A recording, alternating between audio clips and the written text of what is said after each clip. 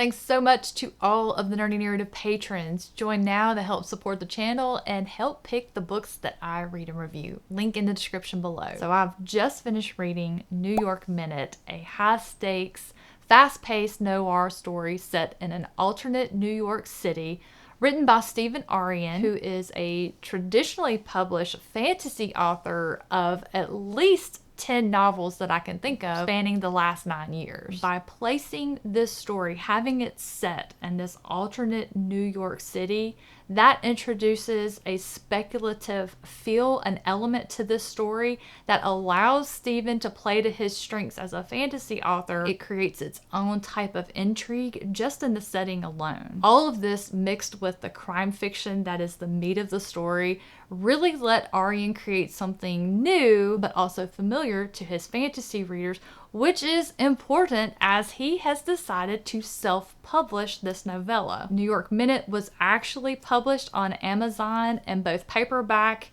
and digitally on October 1st. I'll be sure to include a link in the description box down below for those of you who might be interested. As a fan of the author, I follow him on his various social media platforms, and I saw when he posted an ARC sign up for the novella, which I signed up with zero hesitation. I didn't even know what it was about. He even told me, hey, this isn't what I usually write. This is crime fiction. And I said, don't worry. The genre that I read the most of outside of fantasy is crime fiction and thrillers. This is right up my alley. He said, okay, well, just so you know, it's heavily influenced by all of the US cop shows that I watched growing up.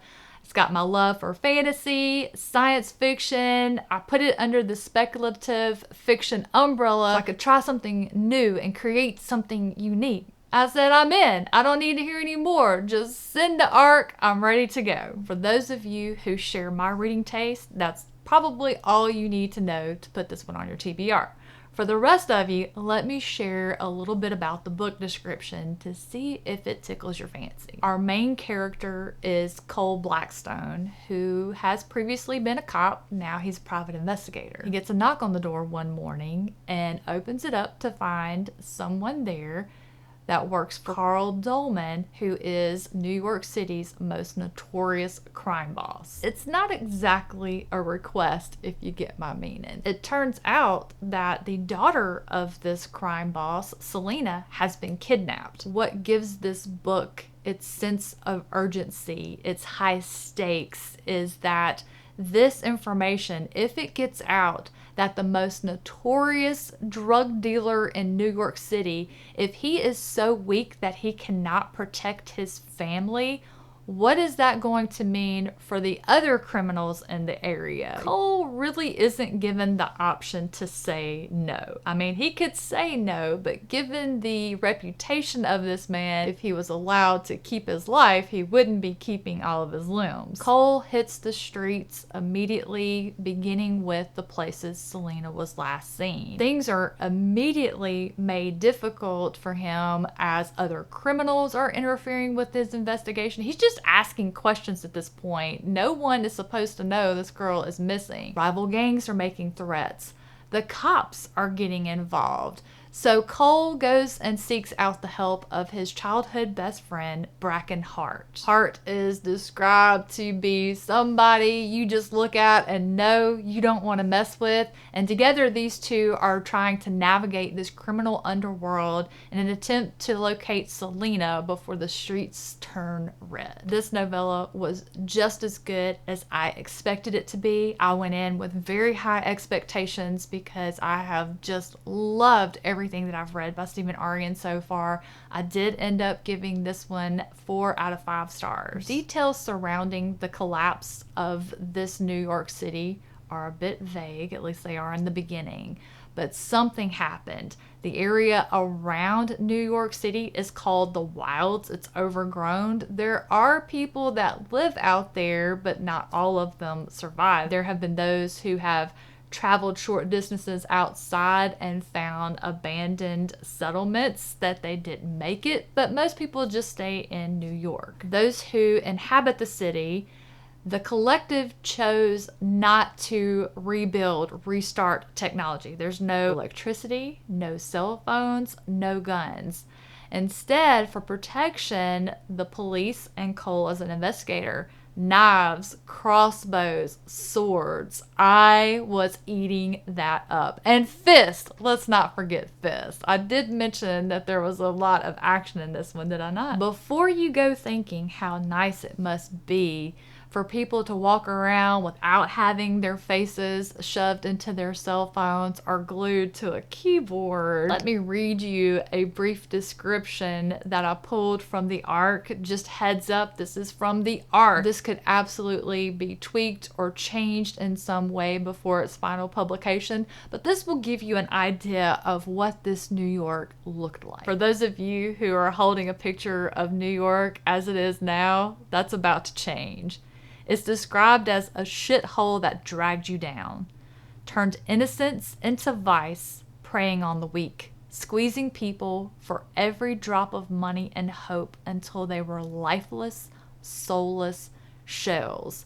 So you can get an idea of the people who lived in this city, what they must be feeling like. The ambiance, just a very imposing, depressive feel to it. Reading that description, you just immediately feel unsafe. It's equally terrifying and intriguing at the same time, at least to read about. While this is not a New York I would want to live in, this was my main source of intrigue for this novella. I wanted to know more about what caused its collapse. What happened to bring it to its fate? What left it in this phase of starting over? Perhaps it was technology, and that's why the people came together and said, hey, we collapsed once, we don't want to bring that back. We want to live in a simpler time. And it made me think, what if we experienced something like that? What would we choose? What would you think? What do you think? If you had the opportunity for the technological advancements of, let's say, the last 40 years, if we could go back and reset, what would you do? Would you leave things the way they were? Or would you go ahead and do an immediate rebuild to get back to where we are? I've said a couple of times now, I expected to really enjoy this one. What I did not expect was how easy it was for Stephen Aryan to slide into that noir narrative style so easily. I just wonder, did he do that on purpose, or did he write it this way because a lot of the US cop shows that influenced it, that's how they were narrated?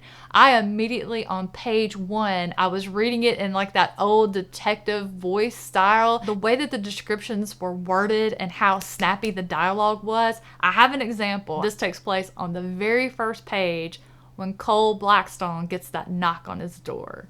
He opens the door. Do you know what time it is? I asked, staring at the big bald bastard lurking outside. He had a face that looked as if it had regular appointments with a shovel. Just that style and that cadence of how it flows. Like you immediately hear that like Humphrey Bogart style in your head, or at least I did. Stephen Aryan did an excellent job writing this detective character, this private investigator, Cole Blackstone. The entirety of the novella, Blackstone never stops observing his surroundings. He is constantly processing information nonstop so that when he starts putting things together, when you have the big reveal, it doesn't come across as this big shock. You're not sitting there going, how did this character make this leap? How did they figure out this, and this? He processes it in a way that you're like he is. You're just soaking it in as well, filing it away. It doesn't feel like an info dump because you're learning about this alternate New York City at the same time and the people who live there. Now, I do have to say, Cole was not my favorite character.